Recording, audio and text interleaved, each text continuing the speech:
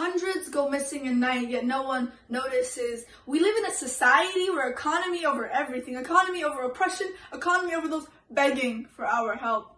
More than 3 million innocents in concentration camps, yet no one notices. More than 500,000 innocent Uyghur children in residential schools, yet no one notices. No, think about that again. Let that be processed in your mind. 500,000 innocent Uyghur children missing, yet no one notices. These kids are being ripped from their homes, being told everything they've ever known was wrong. These kids are being manipulated to believe propaganda, yet no one notices. These are things we see in a fiction novel, not in the 21st century. No one notices our culture being killed, an entire nation being wiped out. These kids have forgotten their roots, so they turn to the propaganda for hope, worship the propaganda. It's all they know to be right.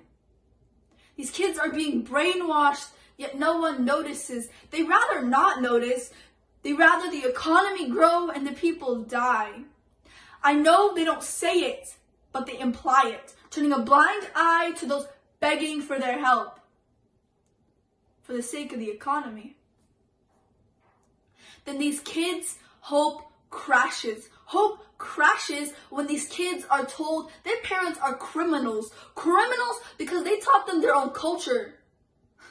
A culture they won't even remember. These kids are the future, yet they're being locked up and being brainwashed. No one notices. When will we notice? When it's too late? When these kids have already denied the truth and accepted the lies? No.